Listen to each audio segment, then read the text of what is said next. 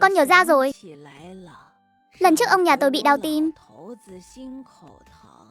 Chặn xá kê cho một lọ vẫn chưa dùng hết. Con bé này, con mau đến nhà bà. Trên chiếc bàn ở gian chính có dán nhãn giấy trắng ấy. Trái tim nặc nặc như bị 2 sợi dây kéo căng.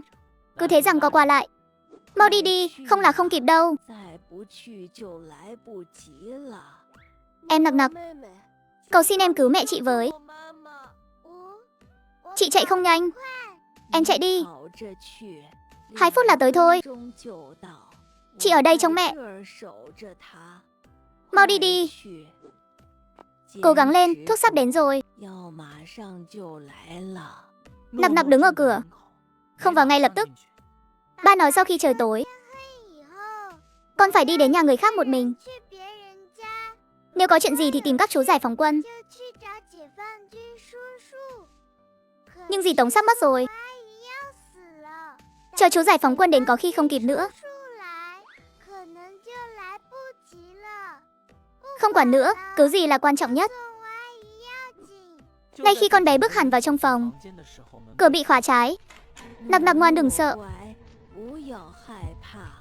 Chỉ một lát thôi, bà sẽ đưa con về nhà.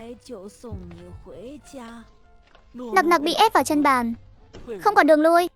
Ánh mắt hoảng loạn đảo quanh căn phòng. Bà ơi, hộp thuốc đang động đậy. Con bé nhân lúc bà Lưu ngẩng đầu lên, chui tọt xuống gầm bàn. Cháu tự ra đây đi. Bà không đánh cháu đâu. Bà biết cháu ở dưới đó. Dưới gầm bàn bẩn lắm. Có sâu bọ cắn người đấy. Đau lắm, nặc nặc nép vào sâu nhất dưới gầm bàn. Ông chặt đầu gối không dám cử động. Đồ con hoang, rượu mời không uống ngại muốn uống rượu phạt. Trong đầu nặc nặc vang lên một tiếng huỳnh, như có thứ gì đó nổ tung. Trong hộp có thứ gì đó đang kêu. Tích tắc, tích tắc. Ồn quá, sao bà ta lại biết được?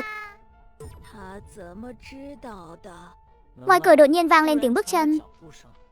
Bà Lưu, vừa nãy nghe thấy trong nhà bà có tiếng động. Không sao chứ, có cần giúp gì không? Không sao, không sao.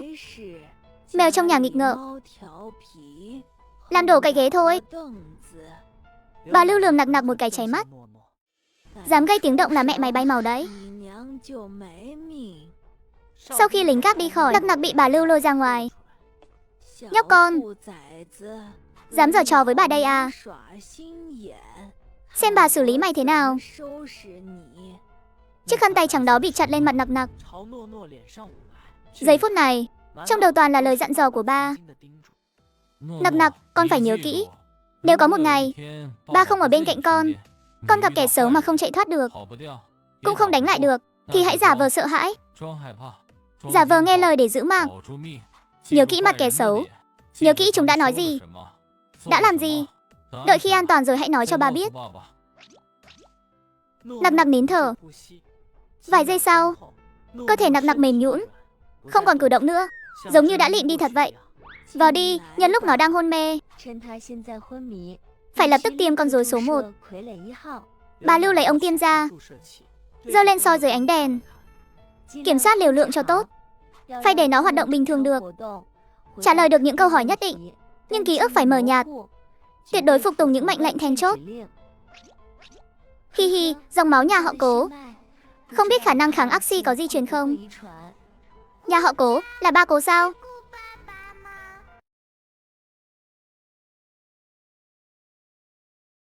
Đầu kim đâm vào da thịt. Một cơn chóng mặt dữ dội ập đến như thủy triều. Không được quên cha mẹ.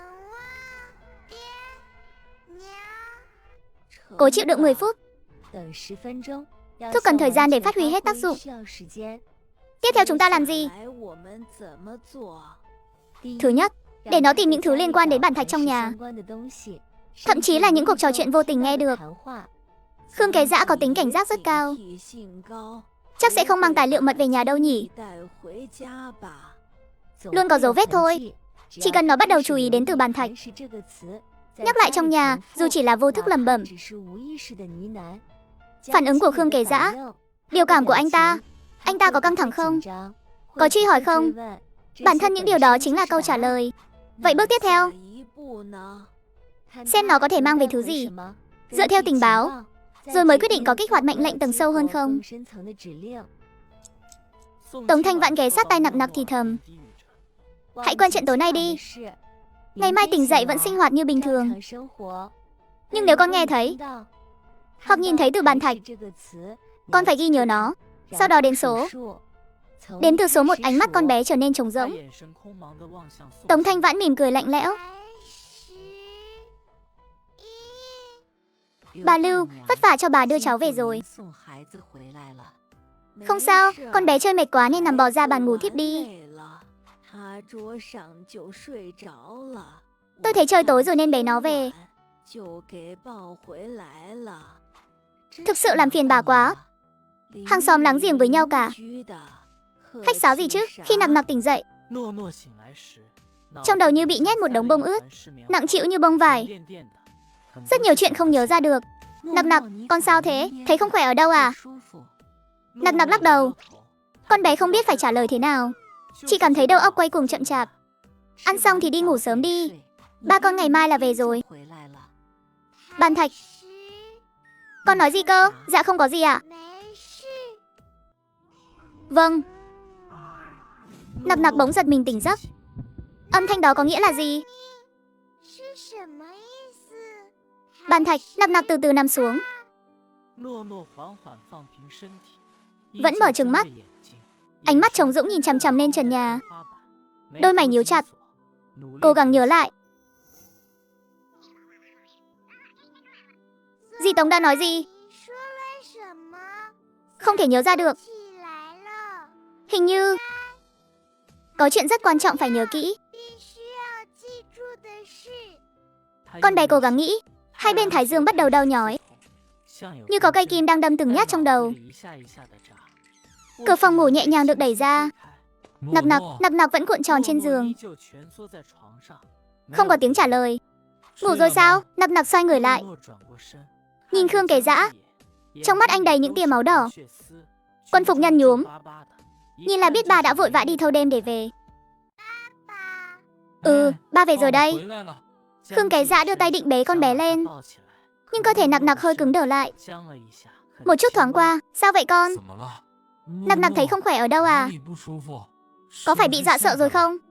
Nặc Nặc khẽ lắc đầu, định nói mọi chuyện đều ổn, nhưng lại bị âm thanh vang lên trong đầu ngắt quãng. Tim Nặc Nặc đột nhiên rất đau, như bị thứ gì đó bóp mạnh một cái. Ba ơi, sao vậy? Nói cho ba biết đi. Rốt cuộc là đã xảy ra chuyện gì? Đừng sợ, có ba ở đây, ba luôn ở bên con.